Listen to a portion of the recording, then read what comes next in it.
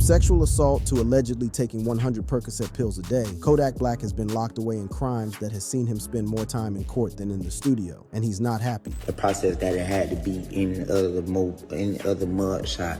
The process that even though like it bogus as fuck, they plastered all over the internet. And although he was famously freed from federal prison by former President Trump in January 2021, he was again sentenced and freed this year, 2024. But he hadn't even left the prison compound when he had another incident that could have sent him back to jail: Kodak's drug abuse and prison troubles.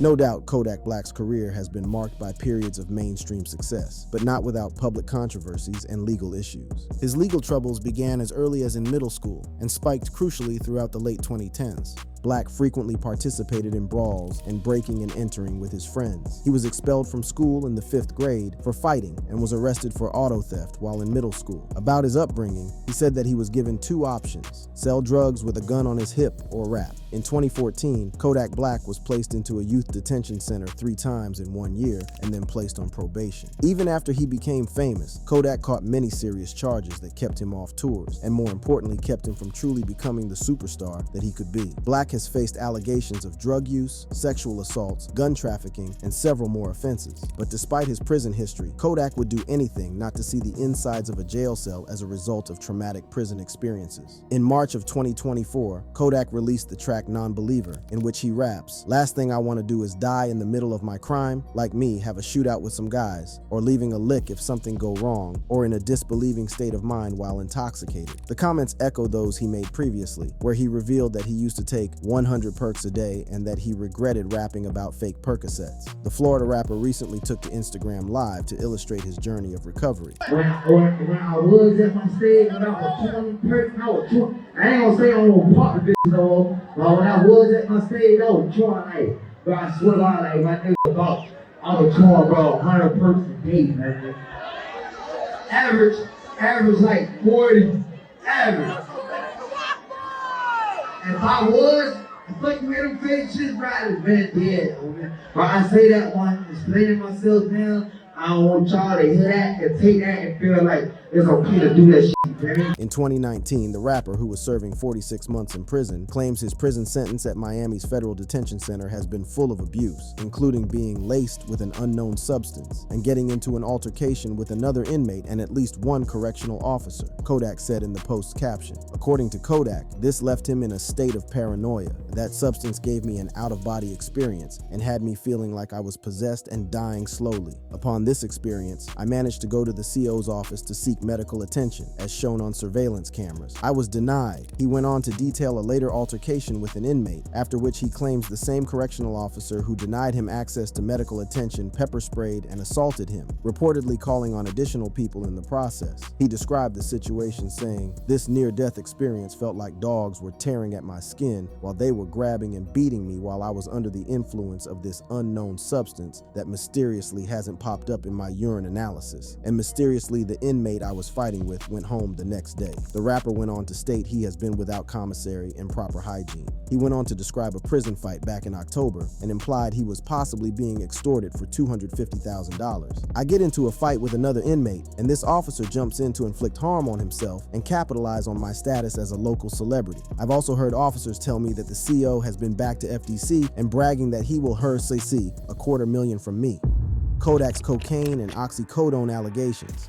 But staying out of jail has been the truly hard part. In 2022, Kodak Black was arrested in South Florida after oxycodone pills were allegedly found in his car. The Super Gremlin rapper was charged with possession of a controlled substance without prescription and trafficking in oxycodone. The Florida Highway Patrol pulled over the purple Dodge Durango that Kodak was riding in because of window tints that appeared darker than the legal limit. After detecting a marijuana smell, police searched the vehicle and found a small clear bag containing 31 white tablets and almost $75,000 in cash. The tablets were later identified as oxycodone. Black's vehicle tag and driver's license were also reportedly expired. However, the rapper's attorney, Bradford Cohen, told the court that Kodak's doctor had prescribed the oxycodone so he could manage chronic pain after being shot in the foot outside a party following a Justin Bieber concert during 2022 Super Bowl weekend in Los Angeles. This led to the prosecutors dropping the case. However, it was his arrest for cocaine that sent Kodak into a deep hole with the law. In December 2023, Kodak Black was apprehended apprehended in Plantation, Florida for possession of cocaine and evidence tampering charges. The rapper's Bentley was blocking a road at the time, and his taillights were on. Police reported the smell of burnt weed coming from the vehicle, as well as weed residue in the console. A styrofoam cup that included an alcoholic beverage was also present. When asked if there were any weapons or anything illegal in the SUV, Kodak responded with weed. While an officer went to run Kodak's driver's license information, the cop witnessed white powder falling from the rapper. The officer then saw Kodak's mouth full of the powder. Even worse, when the officer searched the rapper,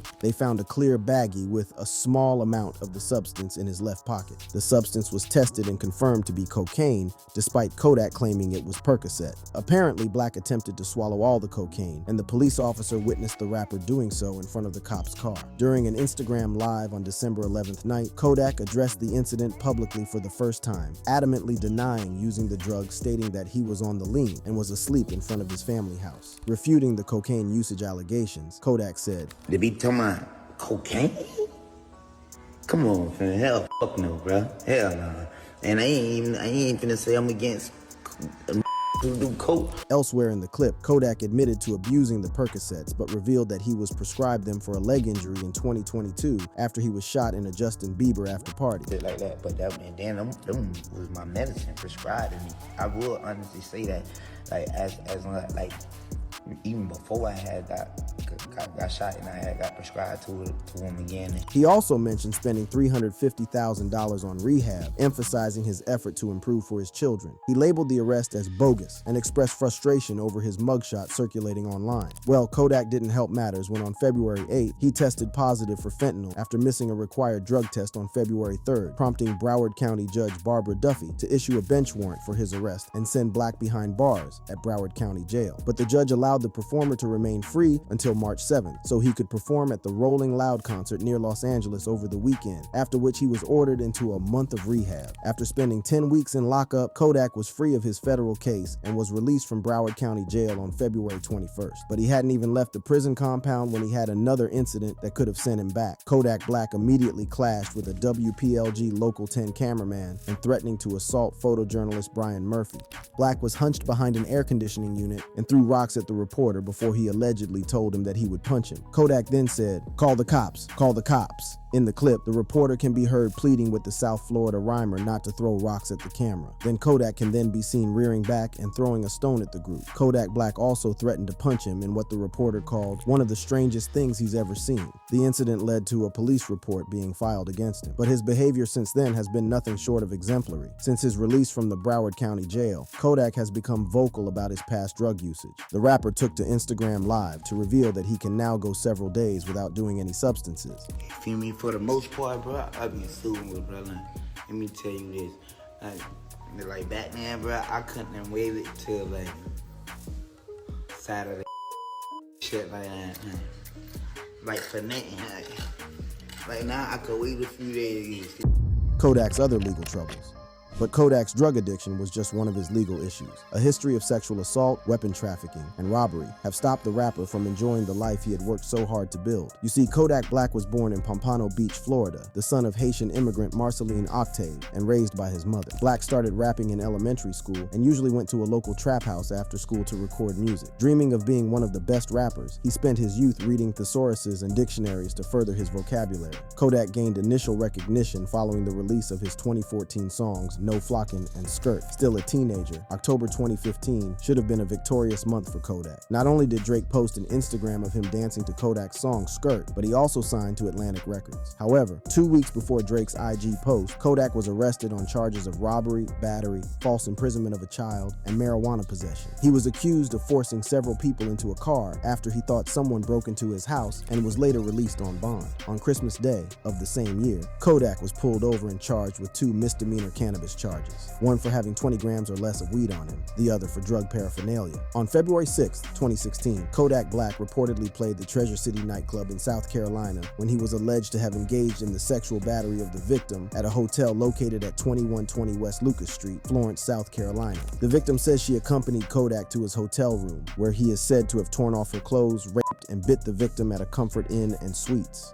Kodak was back in trouble in April of that year, getting arrested in Hallandale Beach, Florida on charges of possession of a weapon by a convicted felon, possession of marijuana, and fleeing police. Detectives involved in the case said at the time that Kodak tried to evade the cops when they attempted to pull him over, and that his car was a part of some drug deal. Kodak was picked up again about a month later for charges of armed robbery and false imprisonment. He was set to accept a plea deal that would allow him to skip jail, but two outstanding warrants came back to haunt him. The first was a warrant from Florence, South Carolina, accusing Kodak of criminal sexual conduct, and the second was for the weed charges from December 2015. During this hearing, Atlantic Records Executive Vice President Michael Kushner was in attendance and said that Kodak had a bright future as a recording artist. Black ended up getting 1 year of house arrest and 5 years of probation, which was said to have satisfied Kodak, considering that the charges he was on trial for carried a maximum sentence of 55 years. Kodak was back in court in September to plead no contest to the aforementioned misdemeanor pot charges. He was sentenced to 4 months in jail, as well as having his driver's license suspended for a year alongside having to pay $298 in court costs. After serving his time in Florida, Kodak was sent to South Carolina to handle his sexual assault charges. He was able to walk free after paying a $100,000 bond, even posting on Twitter that he was happy to be finally going back home to my family and friends. But while Kodak was out on probation, he didn't seem to understand that he was supposed to remain confined to his approved residence, except for 1/2 hour before and after approved employment, public service work, or other special activities approved by the officer. As you may know, Kodak was everywhere, from walking down to the ring with Adrian Broner in Cincinnati to turning up at a club in Miami, landing him back in jail. On March 11th, 2020, Kodak Black pleaded guilty to a firearms possession case he was charged with after being detained at the Canadian-American border with a Glock. With the sentencing set for March 24th, the court considered between 2 and 7 years in prison, which would run concurrently with his 46-month sentencing for lying on federal paperwork. The rapper was famously freed from federal prison by former President Trump, who in January 2021 commuted Kodak's 46-month sentence for lying on background check paperwork related to firearms purchases in 2019 at the Canadian border near Niagara Falls. Black had a separate 1-year term for gun possession running concurrently and was serving out his sentence at a high-security federal prison in Kentucky. Kodak's reactions and apologies. On January 23, 2021, he released the single Last Day in which he addresses his release from prison due to his pardon from President Donald Trump. Ran up out of prison, I ain't say bye to nobody. I want sushi, then some coochie, no more lunch trays, yeah. Had to stop showing everybody where my mama stay, yeah. Trump just freed me, but my favorite president is on the money. All the hate and prejudice has become evident to me. He also released the single Every Balmain on February 6, 2021, in which he discusses life post-prison. But even while behind bars, Kodak seemed to be trying hard to turn his life around. He earned a GED, was taking parenting classes while he was in jail, and wiped the slate clean by dumping his name and flipping his initials, cause he's now Bill K. Capri. All legal. The Broward County native announced a name change that was granted by a Florida judge. Kodak will now legally transition from his original born name of Duson Octave, with the name change intended to give Kodak a fresh start amidst all of his current troubles. During his incarceration, Kodak Black began to identify as a Hebrew Israelite after a priest who conducted prison ministry studied scripture with him.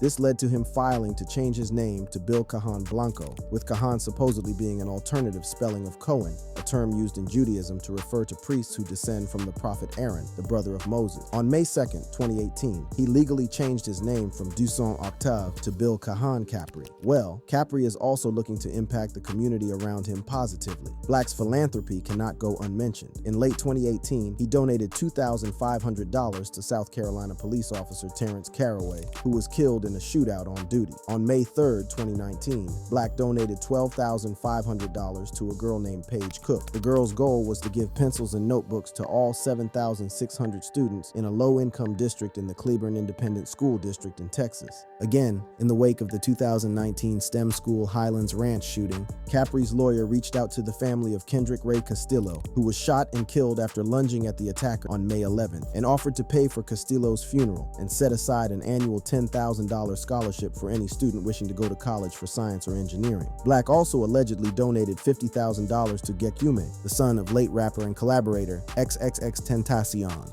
Kodak and X were friends up until he died in 2018. More good news for the rapper. A child services investigation against him has been dropped. The agency launched its probe after the January arrest where his child was in the house along with marijuana and ammunition. While incarcerated, Bill Capri released his third album, Bill Israel, which saw less promotion and commercial orientation. His 2021 single, Super Gremlin, saw a commercial resurgence, peaking at number 3 on the Billboard Hot 100. It was included on the 4th album, Back for Everything. His 5th and 6th albums, Pistols and Pearls and When I Was Dead, were both released in 2023. Since his release, Capri has been taking his sobriety journey seriously. During a recent Instagram live session, the South Florida native announced that he will no longer perform his chart-topping hit Super Gremlin due to his sobriety journey, as it included a line he regrets about Percocets. I'm about to stop performing Super Gremlin, period. I hate that shit. I'm sober for the most part. In Super Gremlin, Kodak rapped, "I knew the perk was fake, but I still ate it cause I'm a gremlin." He explained to his fans why he regretted that line and admitted that taking a fake Percocet could have killed him. Well, just months after claiming he dramatically reduced his Percocet intake, Kodak Black's fans think he's returned to heavy drug use. The Pompano Beach, Florida rapper who turned 27 on June 11th hopped on Instagram Live to celebrate with his fans. He thanked them for their undying, unwavering support throughout his legal issues and jail spells. Thank you for all the love, bro. And when I say, bro, I love my fans, cause my fans was like, y'all special as fuck. However, fans in the live chat were concerned for his health, with Black bizarrely panting, making other odd sounds, and rambling incoherently. Some debated whether he was under the influence of drugs or alcohol, while others felt certain he was tweaking. At one point, fans questioned if Black had fallen asleep after he appeared to doze off. He turned the camera off, but continued streaming while snoring could be heard in the background. In another Instagram Live Kodak, Black dropped abruptly to knock out some push-ups. He also read fans' comments about him being on drugs, although he didn't say whether he was using. Well, it looks like Kodak is riding out his sobriety journey with his homies. Driving around his neighborhood, Kodak felt he needed to educate the kids on the dangers of drug abuse. In a video shared on X on August 6th, Kodak Black is seen with a group of boys kneeling before him. Kodak is holding a bottle while something that looks like a blunt is placed behind his right ear as he's speaking to the kids. The rapper gave a motivational speech to a little league team in Florida by saying, "This right here will teach y'all discipline and all that good shit. You gotta go to school till you play football. You gotta have your education. This is what you'll learn. Team, brotherhood, and all that." You know what team means? Team means together everyone achieve more. Ain't no one bigger than the team, prompting laughter from some of the adults watching on. It's unclear where and when exactly this impromptu sermon occurred, but one thing is certain, it's not all talk. The 27-year-old really wants to leave his years of being in prison behind him and to warn the kids about the dangers he knows all too well. But his advice was anything but ordinary. He told them to stay away from drugs because they're too good, and the reactions of parents and concerned adults to Kodak's advice have now gone viral. A drug-addicted rapper on a path of self-destruction advising little kids. Fans and haters chimed in with tweets, "This has to be the worst motivational speech in history." Another tweeted, "WTF kind of motivation is this? If anything, they'll want to try it even more now." And a fan said what everyone was thinking, that was the worst possible way to tell kids not to do drugs. Nonetheless, Kodak's fans took his side, showing support for the Super Gremlin rapper. One Kodak fan posted, "Great message and positive influence. His words are impactful and real." Another Kodak fan said, "Bro had a valid point. Black previously had paid for children's school notebooks, supplies for daycare centers, and food for the hungry, and even gifted one of the youngsters his chain and placed a bandana on his head. Recently, Kodak seems a different man and is the happiest he has ever been." I'm proud of myself. I've never been as happy in my life, bro. Ray J first brought to light Capri's mental health concerns when he pointed out Kodak's seemingly unusual demeanor during a Drink Champs appearance. Since then, Kodak has been vocal about his mental health and is looking to inspire all drug-addicted youths that they can help themselves just like he did. "I can talk about this because this is my testimony and I'm hollering at y'all. Ain't no shame in my saying my shit, bro. I would take it, bro, at least 100 perks. My average is 40 perks, bro." Kodak is the perfect example of when rappers can't leave the gang life behind. However, this still hasn't resulted in the artist refraining from some other wild or notably bizarre moments on social media. Kodak has always found himself in the middle of more devastating conspiracies. One recent instance was his threat to cremate anyone who messes with streamer Aiden Ross. The two briefly went live on Yak's Instagram Live, during which Capri declared, "Man, we gonna cremate a that's fucking with Aiden, boy? Yeah, I'll cut a off and put it in his mouth." If you like this video, hit the card on your screen now for more exciting content.